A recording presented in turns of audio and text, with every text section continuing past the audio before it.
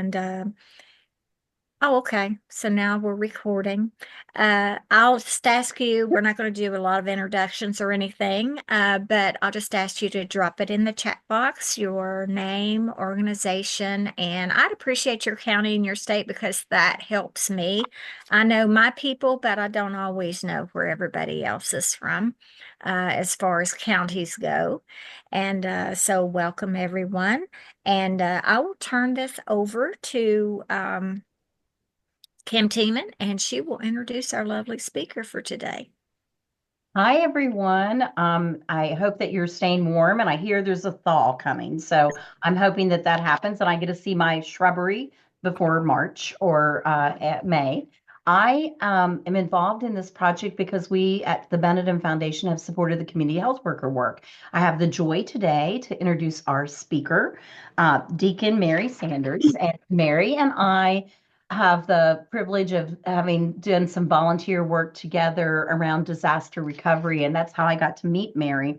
And I have a formal kind of bio on Mary, but what I'd like to let you know is that she is a deacon. She's an ordained minister of word and service in the Evangelical Lutheran Church of America.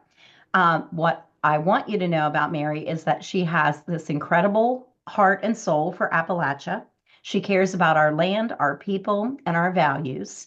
She is incredibly entertaining. She lives on a ancestral generational farm that was her great grandmother's and on her dad's side of the family. She, like a few of us before you all were coming on, might collect animals like we do. So she has a couple of cats. And I love that one of the cats is called Cat One. That's the beginning of any cat lady when you name one cat one because you know there's going to be more. And then she's got another cat named Daisy, a dog named Zelda, and a spousal equivalent named Paul. She really hungers for Appalachia to be its best. And what's best about Appalachia is its people, like the people like you who serve our communities every day. So I'm not your speaker. I'll pass it to Mary because she's way more entertaining than me. And Mary normally has on bibbed overalls. So I'm not sure if she's got them on. All right. All right, Mary. Thank you for joining us. We appreciate the generosity of your time.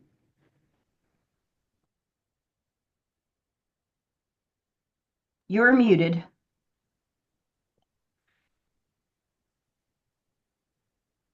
Left. That's Yeah. better. Yeah. So I'm usually, I hope y'all can hear me okay. I'm usually doing like Zoom on my phone instead of my computer, my laptop. So I've like it's not where I thought it was. No, it's because I'm not on the usual device.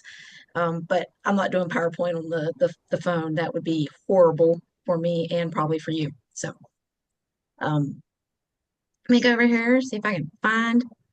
Yeah, Mary, are you familiar with the share button down low? That's what I'm looking for. Okay. And Mary, you do have people from across Appalachia, Yeah, I not just in Mary. right, Yeah. So right. Mary lives in Maryland, right next to, might as well be West Virginia. It might And as well be West Virginia. yeah, and you have folks from Kentucky and Mm-hmm. uh, where else do we have folks? West Virginia, we may have Ohio on here. I'd have to scroll over to see. Yeah. Yes, we have Ohio, we have Alabama, Yeah. even Alabama. Yes. Yay. Yeah, Somebody from that's Cumberland District Health Department. So Yes, that's, so very good. that's yeah. Kentucky. Yeah. Yep. So several from Kentucky, several from West Virginia. I just wanted you to know a little bit more about your audience. I appreciate that. And yeah, I knew that it was that it wasn't just West Virginia. I knew that it was like a wide range of Appalachia.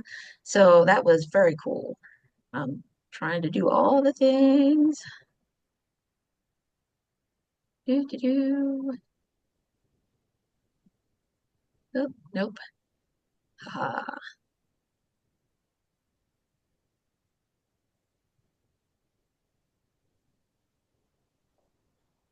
all right. Oh, can you see me, or did I lose my? I lost it. Dang on it.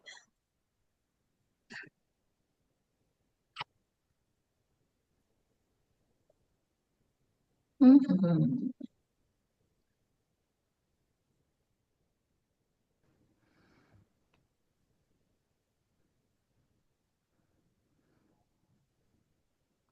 We do have our IT fellow on here. Would it be helpful if, Well, that's it. I can, oh, let's You want see. to email the PowerPoint to one of us, or is it too big? I don't know. I can try emailing it. I'm just sure. was trying to Email it get to up here. Stephanie, and then Kevin or Stephanie we can put it up for you. And Let's see. this is the hardest part, is always remember to get your Uh-huh. microphone on and get Yep. the Right. technology to work. Uh, where's it at? Yeah, I thought I had this. Maybe I don't. So much for me. Just take your time. Okay, now let's see. Sure. Aha, there.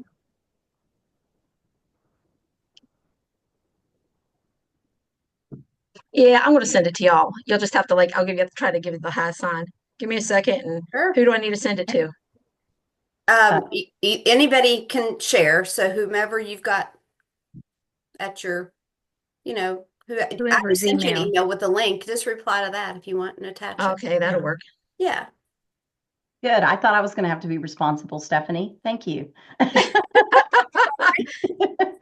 But I can be if you need me to be. No, we're good. I'm happy to. So,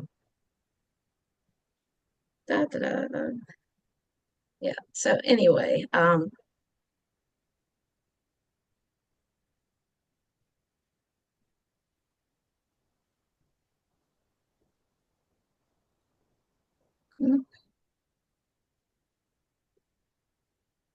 wrong.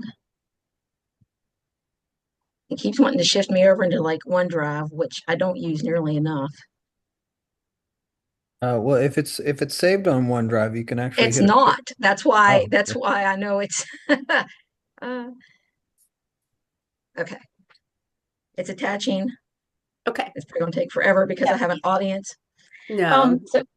So yeah, I'm Deacon Mary Sanders. Before seminary and that whole kerfluffle, I worked with West Virginia Department of Environmental Protection as an environmental inspector. And I was there for about 16 years. And I was mostly wastewater plants, construction sites, and going up on people's porches to tell them that they had way too much garbage. And when that was going on, I was just doing this and did it for 16 years, and at one point I had just came out of an administrative enforcement meeting with my supervisor, and he said, Mary, your meetings are always really quiet. And I'm like, what do you mean? I didn't understand. And he says, no, when I've got the guys in here, because I was the only female inspector in the office at the time. He's like, when the guys are in here, they're always yelling and thrashing around and slapping the table, and there's all this fussing and carrying on. And because I have no chill, I looked him straight in the eye and said, it's because I do my job correctly. Um, because this is just the way that I feel about this. And so it comes this idea of on the way home from Charleston, 2.5 hour drive home from Charleston, I'm starting to think, what is what why are my meetings different? Why are my meetings quiet? And it became this idea that my people trusted me, my permittees trusted me, the people that I am going out and dealing with on a daily basis, they trust me. So then it was like, well, okay, why do they trust me? Why do they trust me? I'm what's going on that this is a thing. So it becomes this whole idea of what am I doing unintentionally to make people trust me. And then once I'm doing something unintentionally, can I do it more intentionally? So let's talk a little bit about trust. So if you give me my second slide, please. Oh yeah, and I work with Community Lutheran Partners. That is a social ministry. We cover all of West Virginia and Garrett County, Maryland. I will go outside of my boundaries on occasion because Appalachia is home. It's what I love and it's what I'm very passionate about. And but technically I'm in West Virginia and Garrett County, but I will go further abroad if necessary. So when I started like doing this, presenting on trust and stuff, I found a 2018 Pew survey on trust. And I really like Pew surveys because they do it via web survey. They're not doing it on a phone call anymore. So they're getting a wider survey pool, which is really awesome. And if you don't, if they will send you a letter, ask you if you want to be in the survey pool. And then if you don't have a laptop or a tablet at home to complete the survey, they will send you the tablet so that you can do the surveys. To me, it's a really neat, very inclusive survey pool. So that's good. We see that low trusters and medium trusters are actually pretty close in numbers, that there's not that much difference there. Uh, lower income correlates with lower trust, lower, a lower education level equates to, correlates with a lower trust level. And we also realize that most people realize that trust is an issue, that low trust is an issue, and that we're like, we have issues with that. And does this match your experience? Do these numbers match your experience with your people that you're seeing? I know they're really close to what I was dealing with. Um, with the exception of the occasional engineer and lawyer, engineers, when I was an inspector, I tended to upset them on a regular basis. Um, but that's a different rant for a different PowerPoint. So we'll skip that. Next slide, please. Many proclaim themselves loyal, but who can find one worthy of trust? This is from Proverbs. This idea of low trust is not new. This is a quote that's a couple thousand years old, right? This is not a new a new thing to the human experience. We've been worried about low trust for thousands of years. And how do we do that? And what does it mean? And how does it relate to all the things? So yeah, anyway, I love that. I love that is like right there. So next slide, thank you. Now, this, as low as the trust numbers were, this one's so high. 89% of people believe that it's possible to improve trust, that we can like work on this so that we trust each other more, and especially within our communities. And that makes me so happy and so hopeful. Next slide, please. Since it was all rural health, I knew that you all would appreciate this one. Nurses have been the most trusted profession for 23 of the 24 years on the Gallup poll. So congratulations, you might have a head start on trust because you're in a profession that is already trustworthy. The 1 year that nurses were beat out on the Gallup poll was in 2001. Firefighters were most trustworthy after 9/11. They hit, actually, it was like a record high trust level of 90%, which is just unheard of. So yeah, there was a lot of that kind of that empathy going on at the time. Next slide, please. So here's the Gallup poll results. You can see about three out of four, because y'all's at the top. Green is very high or high. The peachy color is average. The orange is low. So we're looking at, go back, please. Thank you. So about 3 out of 4 people feel that nurses are very ethical and very, very trustworthy. I've noticed that I think car salespeople are creeping up slowly, which good for them. And then on Pew Research, the second highest is veterinarians, which is appealing because apparently we all like animals here. So veterinarians are generally considered pretty trustworthy. And I need to warn y'all right now, I tend to swear. I will try not to since it's being recorded. But honestly, I don't smoke. I don't drink. Paul and I haven't seen each other in like weeks, so I'm currently celibate. And I've got nothing else but the swearing right now. So I'm just going to warn y'all now. I might drop something like a 4-letter word later. All right. So the next question, or next slide. What is trust? So there's no simple answers, right? There's a lot of it is this kind of it's kind of built into the human brain in different ways. In some ways, very chemical and physical ways, but also in the ways that we respond emotionally and intellectually with something. It's a process, right? You know, trust kind of moves and flows and ebbs and shifts around a lot. Um, it's situational. If you're in a, there's some situations where it's a lot easier to trust than other situations, and I'm sure we've all been in those. um I was it was right after it was right after like meth production. It was starting like really ramping up in my part of West Virginia, and I was out with some of the local game wardens because they didn't recognize it. They knew it was a hazardous waste site, but they didn't recognize some of the signs of it. And most of us inspectors had already been through training on what to look for.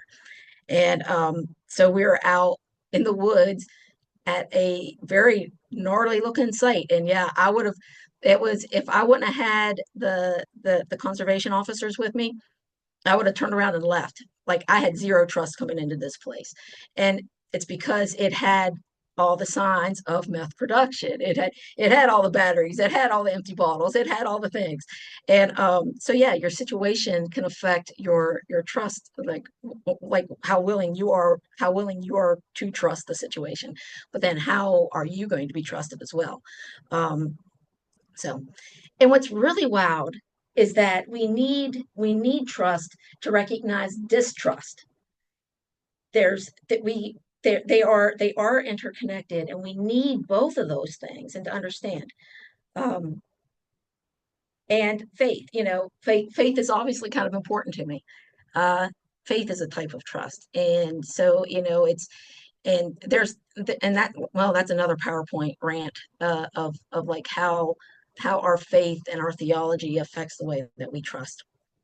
Um, Next slide. Oh, and let me, is like any questions or anything? I know I tend to talk fast and get like really wound up sometimes. So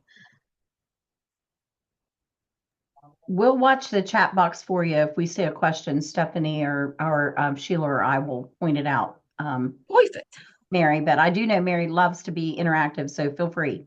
Yeah, I'm game for it. It's all good. All right. So these are some of the drivers of trust: authenticity, honesty, empathy, intimacy, benevolence. Our abilities, competencies, and logic, um, integrity, reliable. I mean, these are all relationship, uh, dopamine, and appearance. So, like dopamine, we actually a get a dopamine hit when we trust somebody, and we also get a dopamine hit when we are trusted. And so there's actually our brain chemistry starts playing into this as how we interact, how we react to trust, and how we interact with each other is affecting this. Now, since y'all healthcare providers, I have anxiety and ADHD. My dopamine receptors are probably not right, and my dopamine levels are definitely not where they need to be. So, how does that affect the way that I trust you coming in to see me? How does that affect my ability to trust? And so when you're dealing with somebody who might have neurodivergence or a mental health issue, there might be more going on than, like literally chemically with their trust, in their ability to trust. Appearance. So I call the bibs and the collar my uniform. I spent 16 years in a uniform. And apparently I'm going to spend the rest of my life in some type of uniform. And the uniform is often a part of our appearance. When I started doing ecumenical work, I thought one of the hardest groups to crack was going to be like older Catholic guys, right? And it actually hasn't. That's not been the demographic that I've struggled with. And it occurred to me, like literally last night, it occurred to me that they trust the appearance of this. The collar is sufficient to have that idea of trust, that what's immediately below the collar doesn't really matter then. It's more about what this symbol of trust, this appearance of trust. If you look like my aunt's creepy husband, I'm probably not going to trust you. If I look like your aunt's creepy husband, you're probably not going to trust me. So there's this idea of like we have these implicit biases that we need to be aware of, and how they're affecting the way that we are trusting somebody, or the way that we are perceived as trustworthy. So yeah, it becomes back to trust is not necessarily a simple thing. Yes, I will give you the PowerPoint.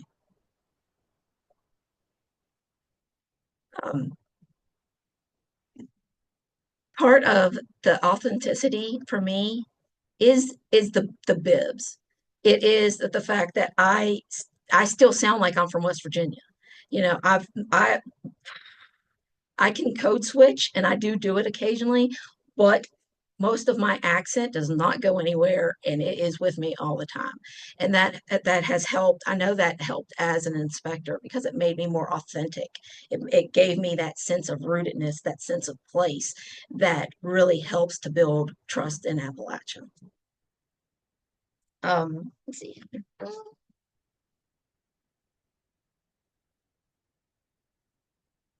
Yes. Okay. Next one, please. So is trust harder in Appalachia? What do y'all think about that one? Do you think it's harder for people to trust in Appalachia? It's in Yeah. Mango County, it's not. Appalachian people are very proud, and some do not want your help. And so for those patients that do not want your help, you can't force it, but you do what you Right. do. Right. And yeah. And so yeah, and then it becomes this idea of, trust in Appalachia is its own beast in a lot of ways. The way that we as Appalachians, how we feel about trust, and how we're willing to offer it, and how does that, and how does it play into our relationships. Pew research suggests that, yeah, it probably is harder for people to trust in Appalachia, given our poverty and education levels. Researchers specializing in trauma suggest, yes, Appalachia has experienced a substantial amount of trauma, and how do we process that, and how does it affect our trust, how we are able to trust people coming into us. Solastalgia, this distress or depression associated with the environmental changes in your surroundings or home, and this includes natural and man-made disasters. I'm on the emotional and spiritual care committee for West Virginia VOAD. And it is this, and for Lutheran disaster response. So, and there's this idea that once your safe space has been invaded by something, be it flood waters, or somebody who's broken into your home to steal the steaks out of your refrigerator, actually happened to my mom. It becomes this thing of, how, when your space has been invaded, what do we do with that? Inability to trust has been linked to a sense of like self-worthlessness, that when we are not able to trust, we feel that lack in some way, and it actually hurts our mental health, which then would make it harder to trust, and makes it a lot more of a what is it, the vicious circle, right, that it keeps feeding in on itself, and we start hurting one another, hurting ourselves and others. So yeah, and again, it becomes, trust is not the super easy, simple thing. Is there an insider outsider mentality that affects trust? I think a little bit, but not as much as people want to, in some ways, because like Mingo County, right? Is that what I heard? Is that the one I heard? That, it's, yeah, there was some places where it was very easy for me as an inspector to come in, and there were other places where it was like, yep, nope, wrong side of the mountain. And so yeah, it really, it becomes a very situational thing. Is like the who you are and where you're from can affect it, but there's always things. Is it a media bias? Yes, I think so. I absolutely think so. I'm butting heads with people in other places at national levels because there's this media bias about the poor white hillbillies in West Virginia and Appalachia and just how ignorant and hateful we are. And I'm going to use a 4-letter word. They can kiss my, well, 3-letter word. They can kiss my ass. This is a thing that we are dealing with, and it is a media bias. I say that classism is the last allowable ism. We are, and we are often on the bottom of that chain. I would say that insider outsider mentality is situational, just as trust is situational. We talked about that already. I would also say that Appalachian hospitality is often mistaken for trust. And so, there are sometimes other unspoken rules that comes from this area that maybe, if you're coming in as an outsider, you don't know. The biggest tip I can give you here is one that I struggle to follow myself, and is if they offer you the cup of coffee, take the cup of coffee. And I do not drink coffee, and and it's just like my reflexes go, oh, no, I don't like coffee. And so it's one of those things where I know that I know that it would help, and I struggle to do it. So that, like I said, that is one of those things where I feel kind of like a hypocrite for saying take the cup of coffee when I struggle to take the cup of coffee myself. As a deacon, as a disaster response type person, I can tell you savior mentality does not help. We've got a lot of people who come in and they got this big idea how they're going to save these poor people, and it just does not help anyone, that mentality. The next slide, please.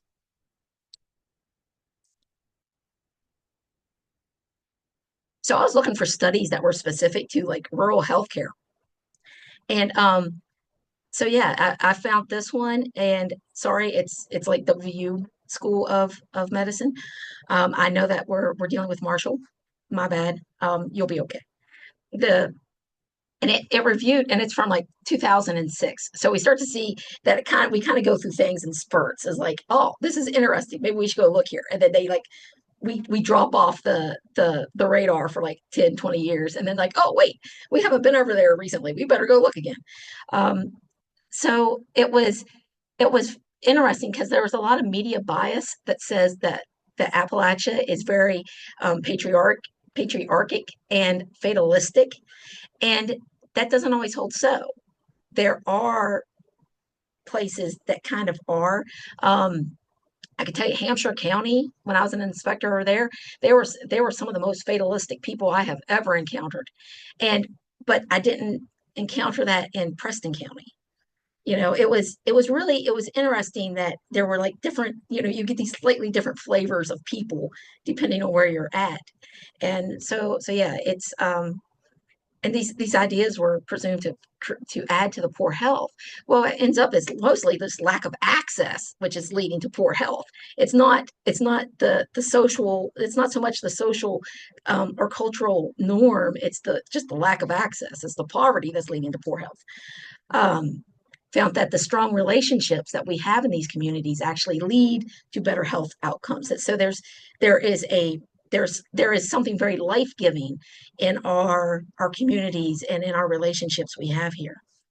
I will talk about a sense of place and a sense of rootedness. That is a very important part of my call, that I belong here. This is where I belong. And that was found to be a life-giving, healthy thing for people to have, that sense of I belong here. This is where this is where I am to be. And that gives you a sense of purpose, and people with a sense of purpose are going to be more I don't want to say necessarily healthier, but it gives them something more to fight for and something to actually want to achieve better. Next one, please. I loved this one. Evelyn P. Brewer in the Journal of Transcultural Nursing in 2019 says there's a significant deficiency in understanding perceptions of nursing in Appalachia. Thank you, ma'am. I just, she was just the tone of the whole thing is like, she is not happy that this is, that nobody's been out here fooling around for more than 5 years. And she is kind of ticked about it. And basically she just reviewed literature. I don't know that she was out there herself, but I love a good review of literature study because that means I don't have to go read all the things. Somebody else has went and read all the things. So yeah, I like that. Next one, please. This is one of the newest ones I found, and it was actually in the Journal of Agriculture, Food Systems, and Community Development. And this one, again, West Virginia School of Nursing, sorry, WVU School of Nursing, sorry. But it was also the fact that it involved a community leader and like AmeriCorps was very, very good because AmeriCorps are often implanted into a community. And so they have to learn this very quickly on their own of like, how do I integrate myself here? So that was good. But what struck me was this very casual drop of trust has a higher value in Appalachia. They just like casually just drop this, like this is no big deal. This is like everything, everybody knows this. And it's like, yeah, they're right. This is very important. And that then they go on to like tie into this idea that trust is so valued because it's just these communities. They only have themselves, their family, the place that they are living in. And so this trust becomes is a valuable, kind of a commodity. It's so highly valued because it's just them where they are at. And so how do we, we have to recognize this, that that this is just, to me, this is beautiful. It ties into that idea of rootedness and of belonging, and how these are not always seen as trust drivers, but they very much are, especially here with our people. And that it's just, yeah, that just, I loved it. I loved it. And then nurses are lifted up as being very important to achieving an inside role in a community. That health providers are the ones that, the ones that are coming into a community, they're the ones who are offering this kind of like insider perspective and bringing in useful information. So yeah, that was really, I was so tickled when I found this one. All right, next one, please.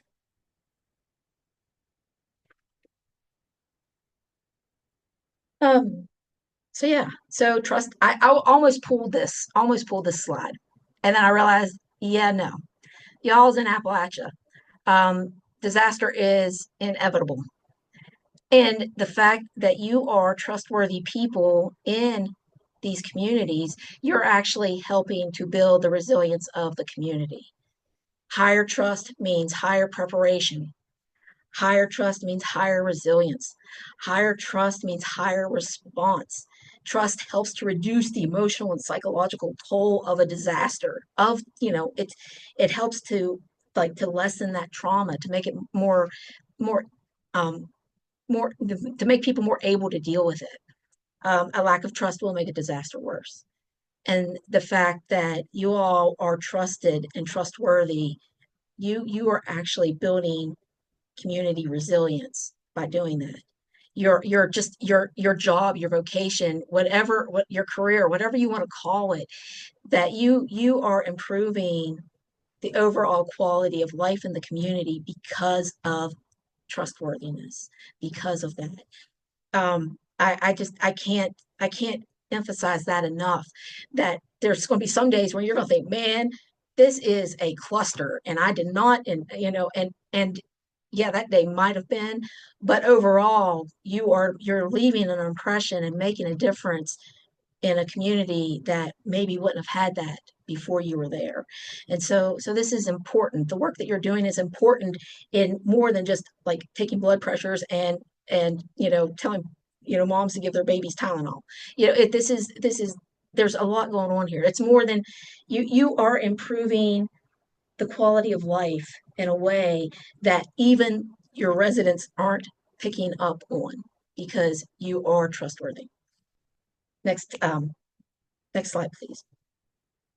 So yeah, hopefully all this stuff is obvious, because if it's obvious, then I don't have to convince you of it. I love that Captain Obvious is there with his underwear on his outside of his tights. But the thing is, when something's obvious, we're not always really intentional with it. So how do we,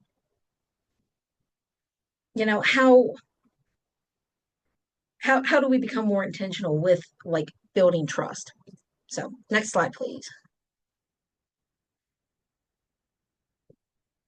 So trust in communities, it's got to be built before, like trust in relationships got to be built before you actually need it, especially when it comes to disaster. And one way of doing this is like activities that are not immediately related to your final goal. If you're able to think of something fun and creative to do, this helps build trust. It builds trust with you, like interpersonal trust. It builds trust with your, like in your institution. It builds trust within the community, and that just benefits everybody. Collaborative planning builds trust. People need to be a part of the process. Otherwise, if they don't have that buy-in, they're not going to trust it. Giving people education helps build trust. Giving them the training to respond to something. You said we have diabetes, clinicians on here, right? My Uncle Carol lived with me for many years, several years before he died, and he was diagnosed with type 2 diabetes when he was with me.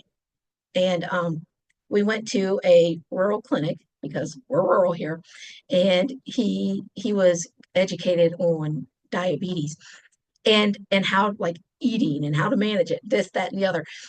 And I seen him, like the nurse practitioner that he was talking to. He was like real skeptical at first, right? But the more rapport that he had with her, the more he started to trust her, and the more that he trusted her, the more like he was able to take the information in. And he went home, and you know what? The old fort managed his diabetes pretty well without me having to like ride his butt about it. He checked his blood sugar. He watched what he ate.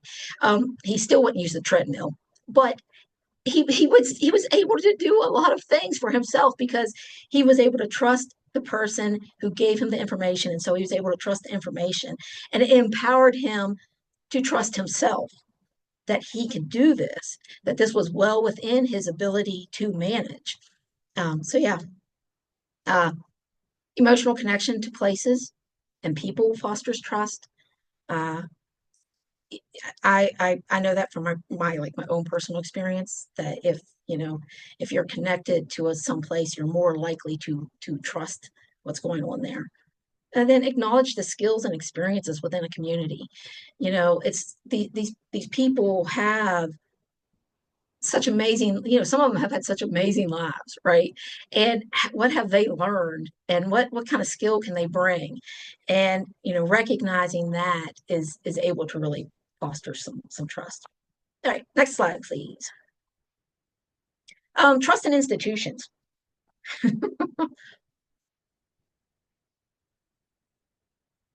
So systems of accountability are one of the ways that institutions like to kind of build trust, or to manage trust. And it works, right? And it'll work for a while, and then something will happen, and it'll like the trust will drop off real quick. If their system fails eventually, right? It cannot sustain like unlimited growth. It's got to fail at some point. And so we see that systems of accountability do not replace relationships. Uniforms. Uniforms are a system of accountability. It's in, like we can't trust that our uniform is going to take care of everything. That was part of the problem that my male colleagues had. They were counting on their uniform to get them in and out of situations and not building the relationships with their people. And therefore, their enforcement meetings were a bloody mess, and it becomes this idea that we have to have that relationship for us to have that trust. Institutions need to be reliable and transparent. That's supposedly that's what the systems of accountability are supposed to be putting in there. That don't like back everything on that system. It will fail you. Institutional trust is grown by demonstrated competence. I was working for the DEP when the Elk River spill happened. I'm sure you can imagine that the institutional trust in all state agencies, but especially the DEP, went in the toilet. I mean, completely down the shitter. We lost everything. And the closer you were to Elk River, closer you were to Charleston, the more trust you lost. And we felt like, seriously, I was in the Romney office. We felt the ripples of it in Martinsburg, like Charlestown, Shepherdstown, the furthest way you can get, like the furthest you can be away from Charleston. And we were feeling the ripples of it. It was institutional trust. You've got to be competent. And that was another reason why I was, had quiet enforcement meetings. Is I really, if I was competent, I hope it was, but that it was able to, if I didn't know an answer, I knew where to go find an answer. And so it was a lot of being able to work with my people and say, yeah, this is how we're going to solve your problem. And that was demonstrated competence. Communication with your stakeholders. Yeah, communication is so important to trust. If you're not telling them anything, how the hell are they going to trust you? Yeah, so yes, yep, pretty much. Though I do have a cheat sheet how to help build trust quickly, but you've got to work at maintaining it then. So our next slide. So yeah, the savior mentality. So yeah, too many times Appalachia has experienced people who want to come in and they're going to fix it, right? They're going to save these people. They know what they're going to do. It's going to make everything better for them, and it's going to be all rainbows and roses and jello and whatever. And that always fails. That kind of mentality always fails because there's no relationship there, right? I see one of the about like rushing it in relationship. Yeah, you've got to have. There's no this kind of mentality always fails because there's no long-term solution and there's no relationship, and so the problems remain. They're not went anywhere. I can tell you, in seminary, there was often a failure to recognize the importance of place, and it was there were so many of my colleagues that got told off about that one. And then it was really, that's really interesting too, though, like that triggered a thought. The importance and significance of place and bodies. It's important to rural like ministry. It's important to rural work, like rural vocations, but it's also important to inner city, these very urban environments. It's very important to that as well. This idea of place and belonging to a community that is like very small. And it's one of those things where there's like more overlap and interlock with some of that need. So anyway, that makes me happy too. But next one, please. Yeah, so can we make people trust us? Nope, can't do it. If I could put people in a headlock and make them trust me, I would spend all my time putting people in headlocks and making them trust me. We can't do that. Trust is earned. It is something that is given to us. It is not something that we can take. It's not something that we can force. It's not something that we can really push people into doing. So yeah. Next slide, please. I think the important bit is to change our goal from more trust to trust the trustworthy, and to work on our own trustworthiness, that we become more when we become more trustworthy, then the people around us are going to become more trustworthy, hopefully, ideally. Intentionality is very important to me, because there's so many things that we do and experience that we just don't always think about. It's happening at some level, but we're not really kind of like focusing on it. And trust is one of those things that we're not always intentional with how trustworthy we are. And we're also not real intentional with how we offer other people trust. So what does it look like for us to be intentional with our trust? So anyway, next one, please. So how are we trustworthy? Authenticity. Be yourself. Be yourself. People are going to know if you're faking it. They are going to know if you're putting on a show. They're going to know if you are like trying to be all like whatever. Be honest with yourself and others. And that sometimes is a hard one to do, but it is also very necessary to being trustworthy. Empathy and intimacy. Take their perspective.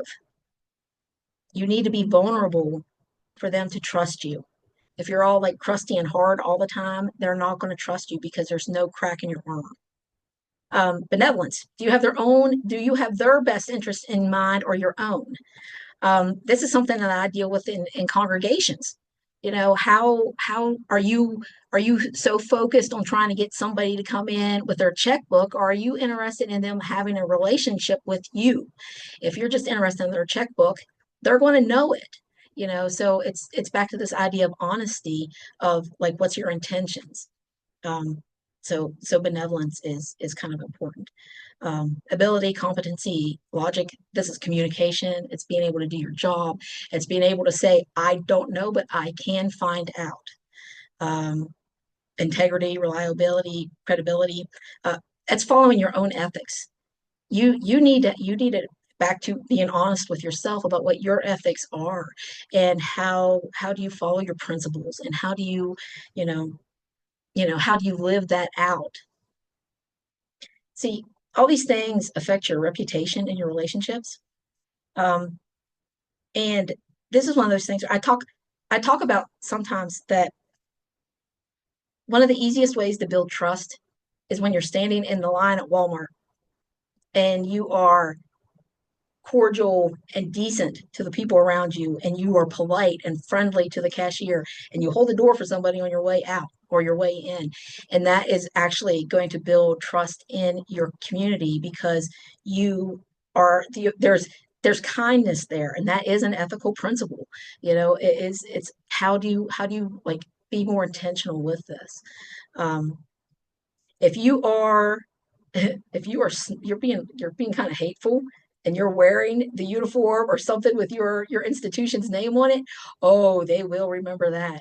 They will remember that. They might not say anything to your boss, but they will remember who was the bitch in the line. So yeah, I've seen that happen too.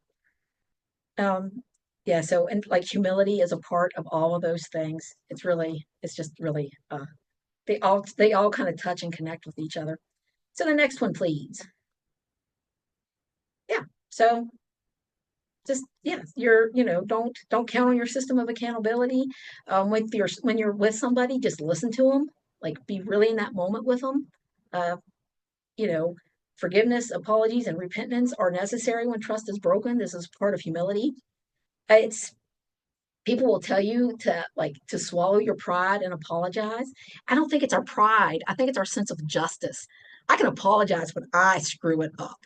I have a hard time apologizing when I think you helped screw it up, because you need to apologize too. And sometimes that's just not going to happen. Sometimes people are not going to accept their part of the mess, and you're all on your own of maintaining the relationship and maintaining your own trustworthiness. So, okay. Next one. So here's the quick and dirty checklist to help establish trustworthiness. It is anyway.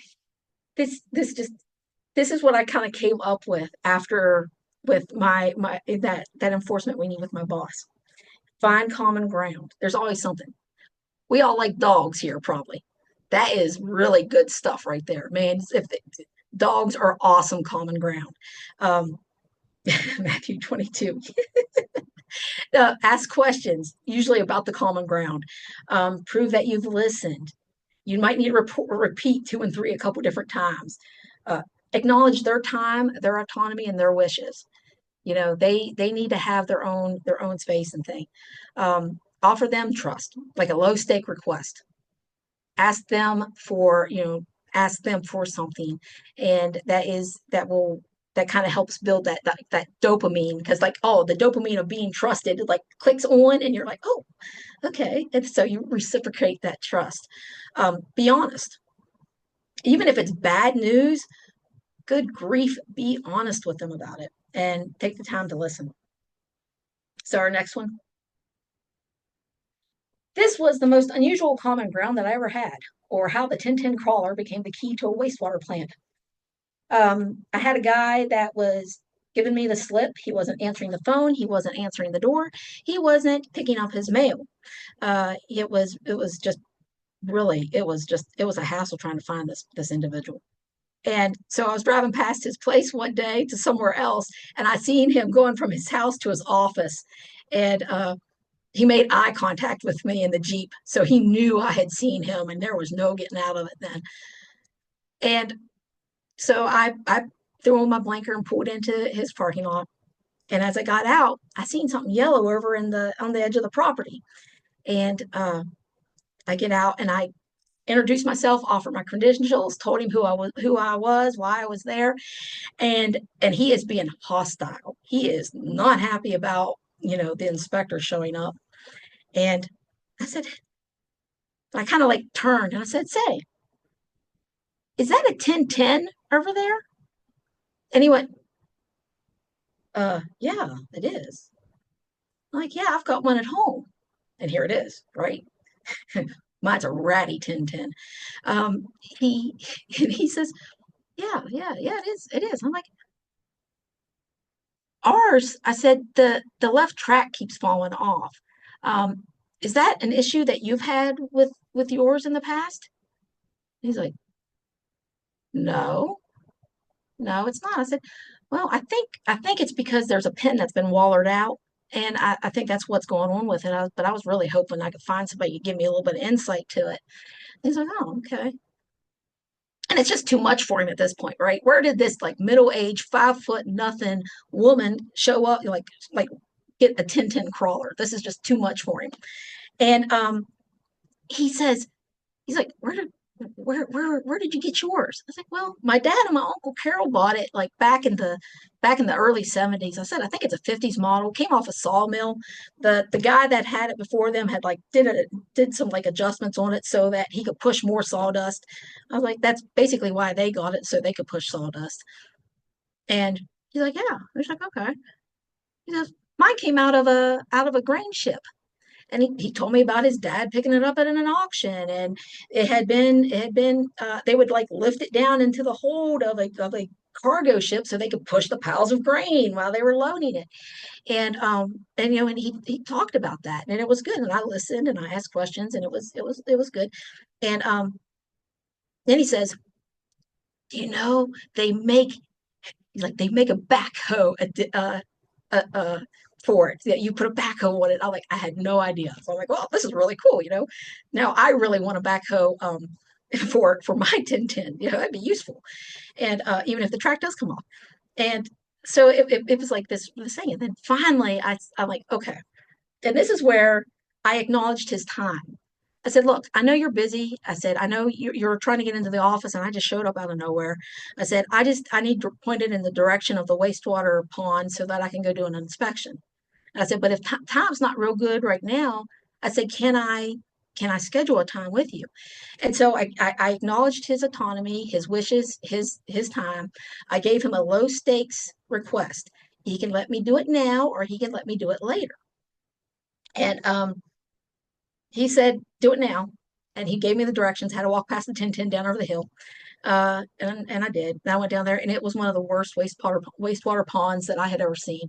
It's no wonder he had been avoiding me for like months. It was horrible. And so I took pictures and I took notes, and I trudged back up over the hill. And I knocked on the door and went in his office. And I told him everything that I had found down there that was a problem. And I told him, I said, you're going to get a notice of violation from me. I said, it's coming. I can't get out of it. I said, well, what I can do is give you like 2 weeks to come up with a plan of action of how we're going to deal with this in a timeline. And he's like, okay, that's work. That'll work. And so we, and it was good. And we were able to start working on improving his wastewater pond. Thank God, because it was a mess. So our next one. Our next slide, please.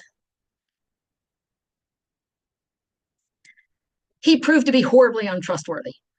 Horribly untrustworthy.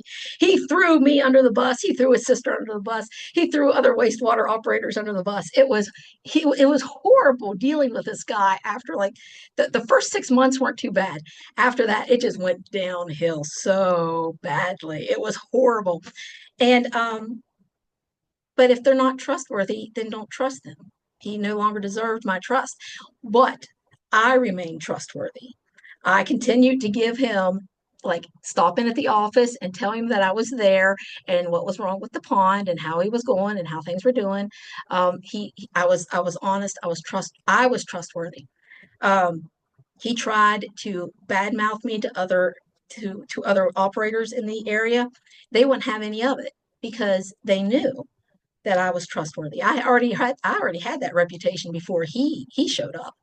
And so he ended up shooting himself in the foot. He went from being able to get like free help to the operators were charging him for help because they're like, nope, you're not trustworthy. I'm not dealing with you. And so it becomes this, this thing. As hard as it might be, you need to remain trustworthy. That is you. You have that control. So, and then our last slide. Yep. Back to that 86%, right? There's hope. There's hope here. We can be more trustworthy. We can improve the trust in our communities. We can work on that. We can make our communities more resilient by working on the trust. We can build that trustworthiness at interpersonal and community and at institutional levels. Seek those authentic relationships, be intentionally involved.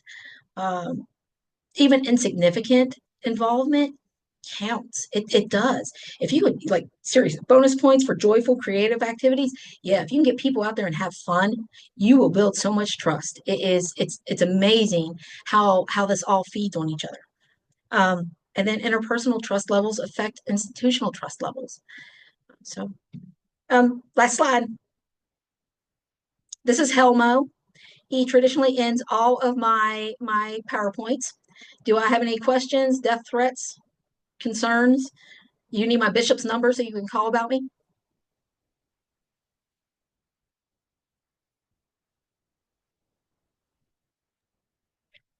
This was wonderful, a wonderful presentation. Does anybody have any questions?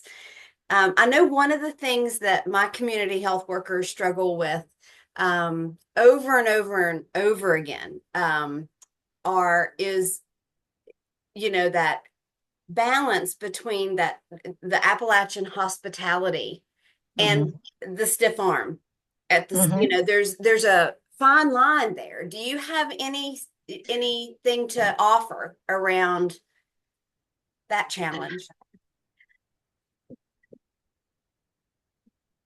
Yes, and also no, except the coffee.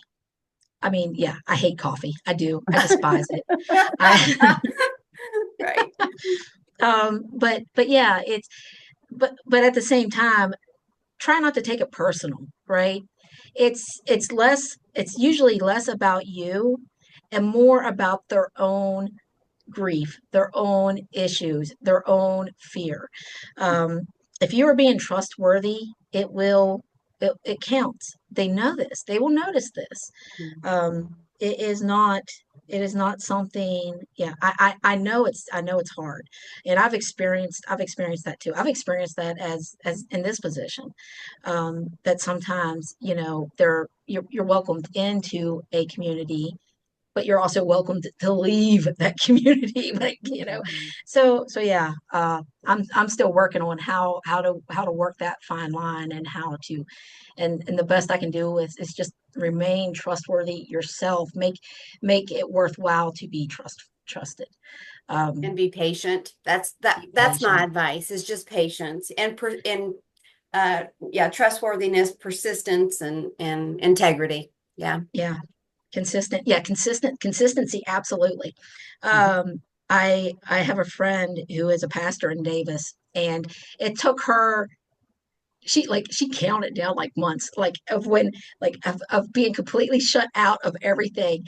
And then about like 9.5 years, she was like, they they're like, oh yeah, and this is the pastor at the big green church, and she is like everywhere, and she does everything, and everybody loves her. And it was like, she's like, I don't know why it took 9.5 years for them to figure this out. It was, yeah. So yeah, sometimes it's persistence, and yeah, find out what's important to them and building that relationship. Yeah, find that connection. Find and be interested in it. I am kind of interested in 1010 dozers. I'm not super interested in 1010 dozers. Right. It's one of those things where, that's a thing. It's, yeah, that's not one of the things that I'm going to like super. There are things that I will super geek out on. That was not one of them, but I managed to do it enough that day. So Thanks, Mary. Here's some Thank you applause. so much. We Yes. My pleasure. appreciate you being here. Yes, thank you, pleasure. Mary. And yeah, so just to wrap up, Mary, if you have any resources or anything like that that you want to share, of course, I know that you're going to share the PowerPoint. I think, well, Stephanie, you've already got that. So, that way we can kind of send the recording out to everyone and any additional resources and things like that That'll in work. our circle. And I will get if you're interested in those articles, I can get the links for those. They were easily found Perfect. on the Google. Yeah. It is, so there is like things happening where people are starting to recognize this intersection that you all are at. Right. And so yeah, it could be interesting. The food journal one, it was like, it had this chart of like how to work with in a cold camp. And I was like, yeah, there you go. It was very cool. So, and thank you all for what you do. Yeah. I'm always happy when people are caring for my people, and thank you for that. I will cry talking about this, because I know it's hard and it's often thankless, and I am so grateful for you taking care of the people here. Thank you. Thank you. We thank you. I feel the same. These guys hear that all the time. It's a hard job. It's a hard job anyway, but there are some special challenges in Appalachia, and we're Yes. beginning to learn and to understand that, so that we can better serve our people. Yeah. And communities. Mhm. Thank you, Mary. Have a great day, My guys. pleasure. Take care. You. Bye-bye. Bye-bye.